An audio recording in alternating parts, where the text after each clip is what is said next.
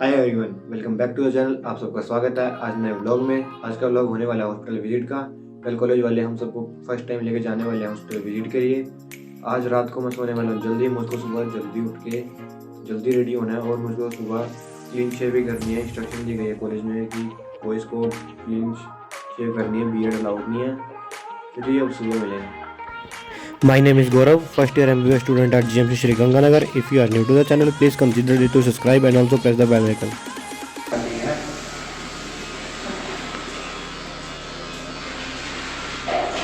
चिकना करा दिया MBBS ने।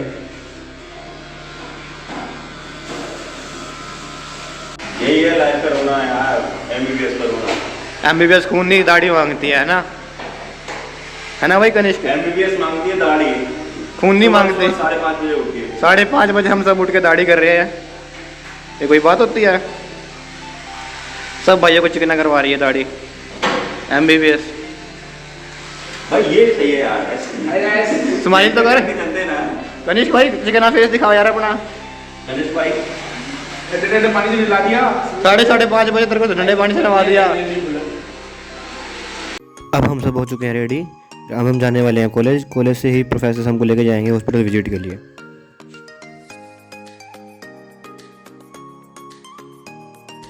हम सब अब जा रहे हैं हॉस्पिटल। जो डिस्ट्रिक्ट हॉस्पिटल है गंगानगर का, वो कॉलेज से अटैच ही है। इस हॉस्पिटल विजिट में हमें गाइड करने वाले हैं हमारे बायोकेमिस्ट्री के professor doctor Mukesh sir, psychiatry के प्रोफेसर डॉक्टर विजय सर और उनके साथ है डॉक्टर इंद्रा मैम। अब हम एंटर कर चुके हैं हॉस्पिटल में और हम सब अब जा रहे हैं ओपीडी की तरफ।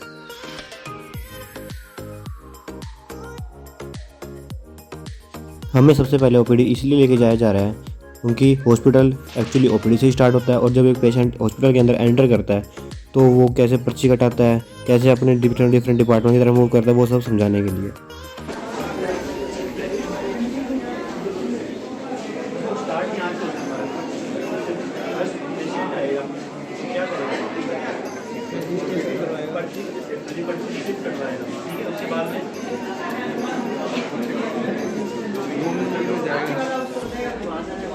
ओपीडी में जाएगा, उसके बाद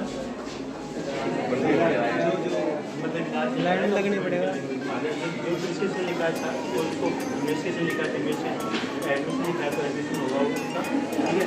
और सपोज उसका अगर ओपीडी में ट्रीटमेंट हुआ तो वो BDC से जो लोअर के अंदर वहाँ से मेडिसिन लेके वो घर चला जाएगा, ठीक है। तो यहाँ पे रजिस्ट्रेशन होता है, ठीक है। रजिस्ट्रेशन करते हैं कि नाम, आधार नंबर, मोबाइल नंबर वेट करना होता है, इसमें डालना होता है। उसके बाद में क्या होता है, अपलोड हो जाता है। को निकालते हैं।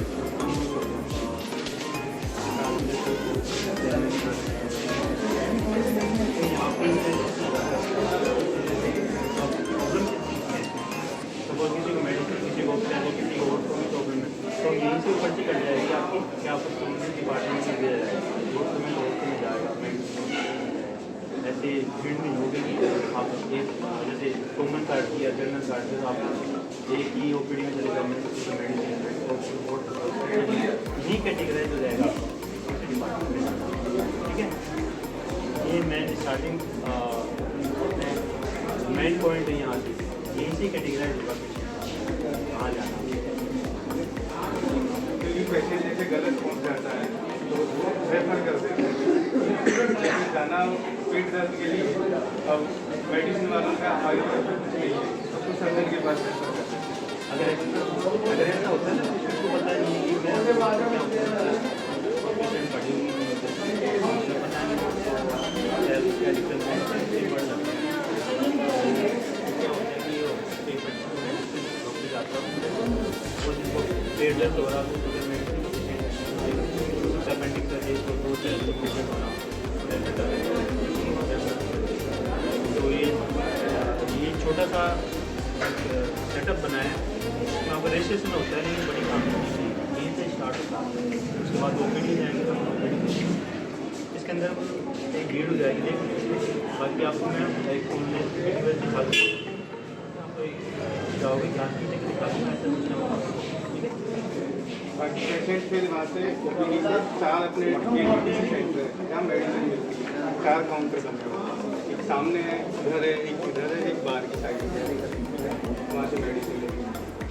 बाकी इंजेक्शन से जो MNDY क्या होता है, पेशेंट में आएगा मेडिसिन जाँच योजना, मुख्यमंत्री से दवा योजना, राजस्थान के लिए फ्री वो भी पूरी शुरू होती है। ये आपके PSN में आप प्रोग्राम कर रहे हैं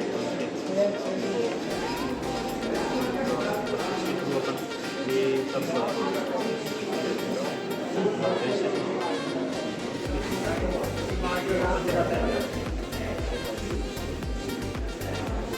जो एक ओरिएंटेशन क्लास की आपको पता हो कि ऐसा हॉस्पिटल ऐसा होता है, आपके दिमाग में नहीं है कि हाँ हॉस्पिटल में जाना है, पेशेंट में जाना है, पेशेंट को एडवाइस करते हो कि हाँ घूमता रहेगा कभी तो वहाँ जाना है। ओरिएंटेशन क्लास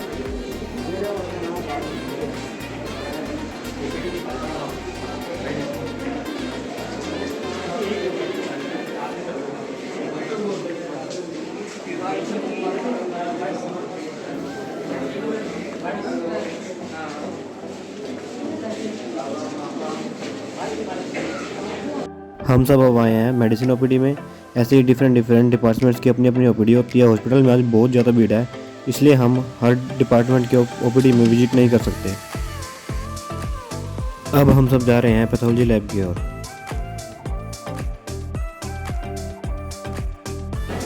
सिलेक्शन रूम यहाँ है, जहाँ पे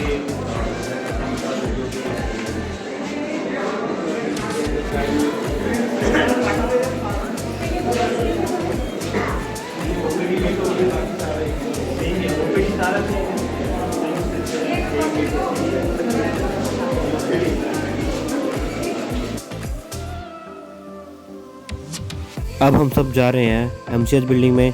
यहाँ से आगे का हॉस्पिटल टूर हमें करवाने वाले हमारे गायनी की प्रोफेसर डॉक्टर नेहा मैम।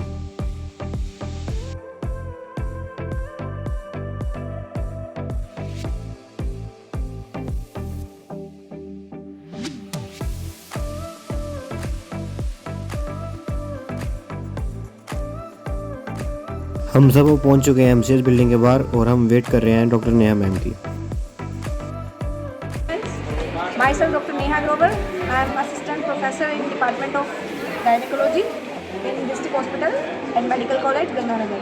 ठीक है, आज हम हमारे फर्स्ट ईयर स्टूडेंट को हमारे MCH बिल्डिंग का टूर कराएंगे।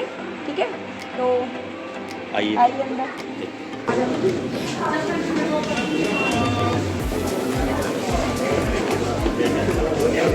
सब टीम वाले हैं।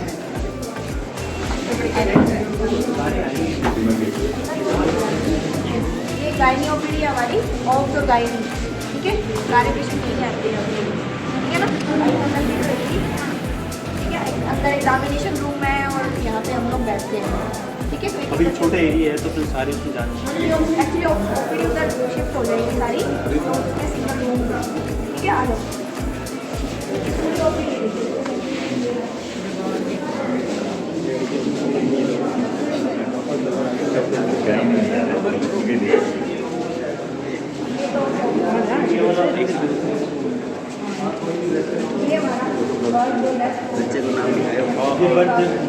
यहाँ पे जितने भी बच्चे न्यूबॉर्न्स होते हैं सबका यहाँ पे रजिस्ट्रेशन होगा, तभी उनका सर्टिफिकेट बनेगा ना आगे।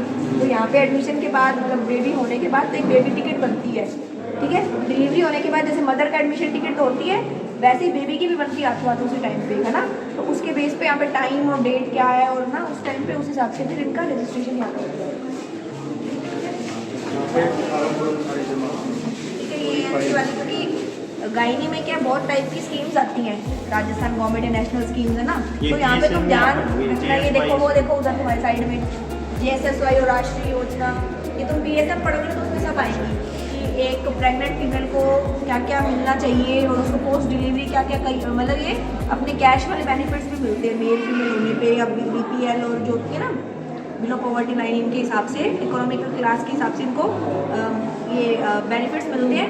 उस हिसाब से ये उनमें जो डॉक्यूमेंटेशन पूरा होना चाहिए उस हिसाब से बाद में इनको मिलते रहते हैं। जैसे लड़की अगर होती है तो उसको वहाँ OPD के बाहर एक चार्ट लगा हुआ है उसमें ना, कि उसको एक पर्टिकुलर 18 साल होने तक 25-30 ज़्यादा जितना भी कैश है वो सब दिया जाता है डिवाइड करके ना।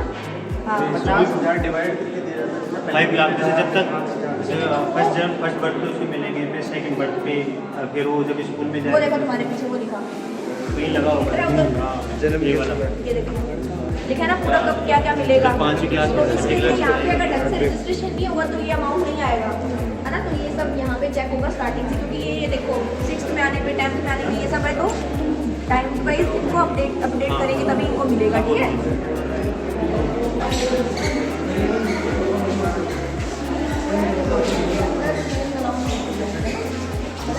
यहाँ तक क्या बस ये तो हमारा ANC मोड, मतलब कि जो भी रेफर होकर आती है, कोई एडमिशन होता है ना ANC पेशेंट, सिर्फ प्रेगनेंट, वो सारी यहाँ एडमिट होती है, ठीक है, इन जनरल, ठीक है।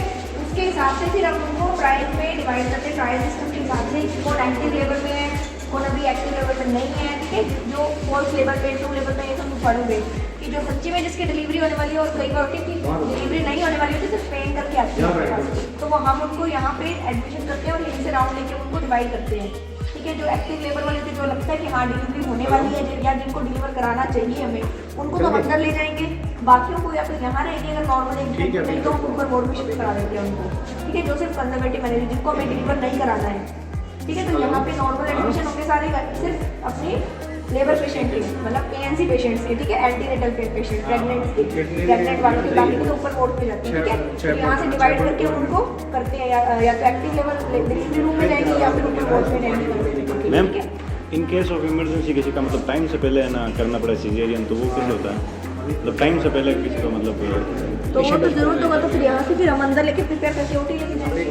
मैं वही कह रही हूँ, यहाँ से हम डिवाइड करते हैं राउंड के बाद कि किसकी डिलीवरी करवानी है, किसकी नहीं करानी है, ठीक है।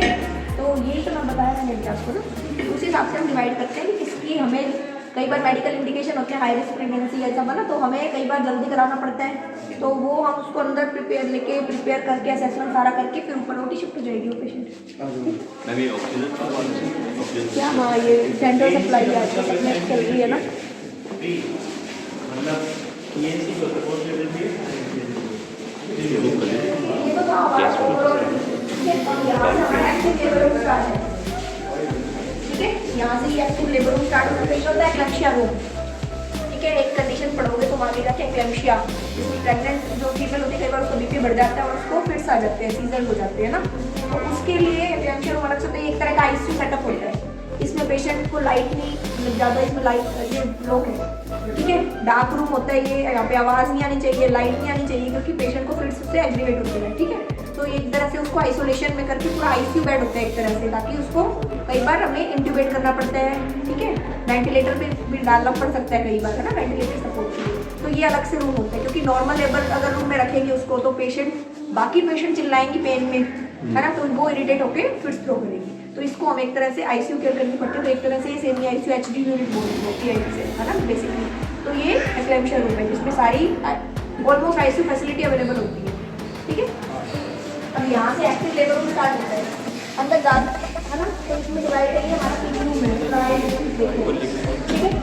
जैसे क्या है वहाँ पे नॉर्मल पेशेंट एडमिट है, नॉर्मल बेड है, तो हमें गाइनिक और उसमें प्री एग्जामिनेशन करना पड़ता है पेशेंट का, है ना, पर जनरल एग्जामिनेशन तो हम वहाँ नॉर्मल बेड पे नहीं कर सकते, क्योंकि वहाँ अटेंडेंस भी होती है पेशेंट्स की ना, और वहाँ तक तो अपन कई बार अटेंडेंट आ जाते हैं, मेल जस्ट बाहर ही बैठे हैं ना। तो ये अपना PV रूम है, ट्रायल रूम, यहाँ पे हम लेंगे पेशेंट का PV एग्जामिनेशन करेंगे बेड्स पे, ठीक है। नॉर्मल बेड पे इसलिए भी नहीं कर सकते, एक तो प्राइवेसी नहीं है, दूसरा क्या रहेगा अगर हम करेंगे तो बाई चांस उसकी अगर जो एमनोटिक्स है बैग होता है, ठीक है, वो अगर रप्चर हो जाए तो पूरा बेड खराब हो सारा, ठीक है। तो वो भी मेंटेन करना रहता है अपने को ना। तो यहाँ पे हम एग्जामिनेशन करते हैं और उसे हमसे डिसाइड करते हैं कि या तो उसको हम अंदर लेके चलेंगे हमारा एक्टिव लेबर रूम जहाँ डिलीवर होती है पेशेंट, ठीक है, यहाँ से यहाँ लेके जाना है, ठीक है, या फिर वापस उधर भेजना है या ऊपर वार्ड में शिफ्ट कराना है, जिसको हमें लगता है डिस्चार्ज करना पड़ेगा, हमें पेशेंट को ज़रूरत नहीं है अभी ज़्यादा कुछ इंटरवेंशन की ना, तो हम लोग उसको ऊपर वार्ड में शिफ्ट करा देते हैं, सिर्फ ऑब्जर्वेशन वाले जो होते हैं, ठीक है। और फिर यहाँ से हम तो उनको OT शिफ्ट करना, प्रिपेयर करना, वो हम यही डिसीजन लेते हैं। यहाँ पे बेड में देखिए, ठीक है, इसको डाटो काट दिया बेड होते हैं, ठीक है। तो हमें पूरा ये सब चीज़ें होती है अंडर A सेप्सिस, ठीक है। मतलब हमें पूरा सेप्टिक कंडीशन से बचा के रखना होता है पेशेंट को, ठीक है। तो इसमें क्या है, हम लोग जैसे प्लास्टिक शील्ड है, देखो तुम्हें दिख रहा है यहाँ पे एक नीचे फेंकी हुई है इसमें, है ना। तो ये हर पेशेंट की ऑलमोस्ट चेंज होती है हमारी, ठीक है। पेशेंट के अगर लाइकर अगर गिरा या ब्लड गिरा तो ये पूरी की पूरी हटा के हमें दूसरी डालनी, दूसरी चेंज होगी, ठीक है। तो ये हमारे बेड होंगे, ठीक है। और उसके अलावा ये पीवी के लिए ग्लव्स हैं और ये बीटाडीन और ये सब पड़ा हमारा सेप्टिक कंडीशन मेंटेन करने के लिए, सेप्सिस के लिए, ठीक है। तो ये सब हमारा पीवी में, क्योंकि हमें पहले इसको क्लीन करना होता है पूरे ये सेप्सिस मेंटेन करते हुए, ठीक है। अब हम सब जा रहे हैं आईसीयू वार्ड।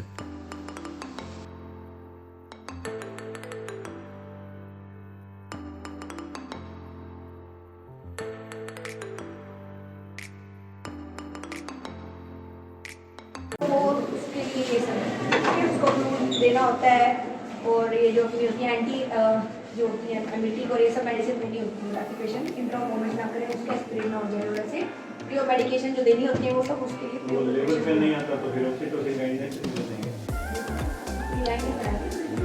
डिलीवरी भी करवाएंगे तुमसे उसके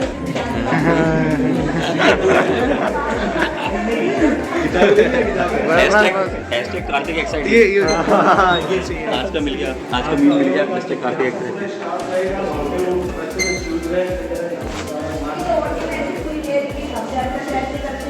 वहाँ से पेशेंट को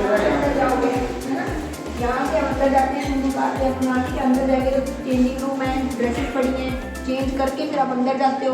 फिर कॉमन एरिया आएगा आपका, उसके बाद आएगा ओटी, जिसमें जाने से पहले आपको वॉश होना पड़ता है। तो अभी तुम्हारी अंडर में नहीं है इधर, जब आप पोस्टिंग पे आओगे 4-4 जने तब लेके जाएंगे उनको ना। ये वो भी कुछ हैशटैग ग्लोबल मतलब थोड़ी तक ही चालू हो जाते हैं। बाकी फुल फ्लैश हमारी फाइनल ईयर में आएगी गाइडनी और बाकी मेडिसिन ये सारी। ये ऑटोक्लेव रूम है, इसमें क्या होता है? ऑटोक्लेव मतलब ये स्टरलाइजेशन का तरीका होता है, क्योंकि हम ऐसे कोई भी कपड़े कोई भी इंस्ट्रूमेंट यूज़ नहीं कर सकते। हम खुद भी तो चेंज करके जा रहे हैं पूरा ये सेप्टिक कंडीशन मेंटेन करने के लिए, ठीक है। तो पूरा स्टरलाइजेशन होगा, मतलब एकदम हर केस के बाद कपड़े धुलते हैं, सूखते हैं और ऑटोक्लेव होते हैं ताकि 1% कोई भी बैक्टीरिया ना जाए। फिर अपन पूरा पेट खोलते हैं पेशेंट का, अंदर जाएगा तो वो तो बेचारी इन्फेक्शन से बच जाएंगे, है ना। तो पूरा एक एफेंसिव में अंदर भी लेके जा रहे हैं, है ना। ये तो हम लोग घूम के आए बाहर से, पेशेंट को इन्फेक्शन नहीं। ऑपरेशन के बाद है ना किसी टाइप का कोई भी अगर ओटी प्रोसीजर हुआ है ना पेशेंट का, तो ये पोस्ट ऑपरेटिव वार्ड में आता है, ठीक है।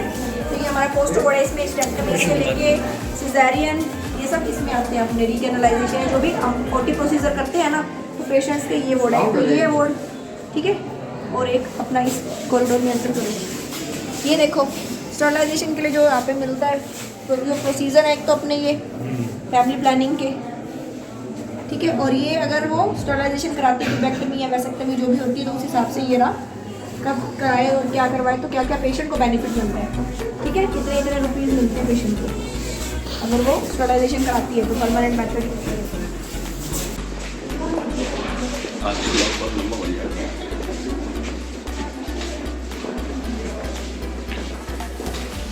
ये सारे जो तुम्हारे दिए तुम्हारे सब हेल्थ प्रोग्राम है सारे, है ना। तो हर किसी का रजिस्ट्रेशन होता है, तो उस हिसाब से ये अलग अलग रूम है, क्योंकि हर किसी का डॉक्यूमेंटेशन अलग अलग होता है, ठीक है। इधर तो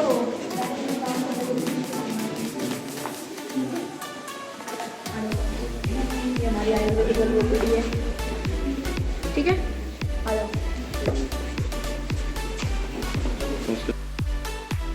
अगर आपको ये व्लॉग पसंद आया तो वीडियो को लाइक, शेयर और चैनल को सब्सक्राइब करना मत भूलना। तो गाइस अब हम सब वापस जा रहे हैं, हमारा हॉस्पिटल टूर हो चुका है कंप्लीट। मेरे साथ है अंश भाई, हम दोनों ने साथ शूट करा है सारा का सारा। बुरे नहीं लग रहे, बचपन से ही हो रहे हैं यार। अरे धूप होता है ना। अब हम जा रहे हैं वापस। कहाँ जा रहे हैं? College hostel? अब जाएंगे अपन मैस में जाके खाना खाएंगे। भाई खाना तो गंगानगर का बेस्ट है, आइए लेके चलते हैं आपको मैस में। नहीं, मैस फेयर कभी दिखाएंगे।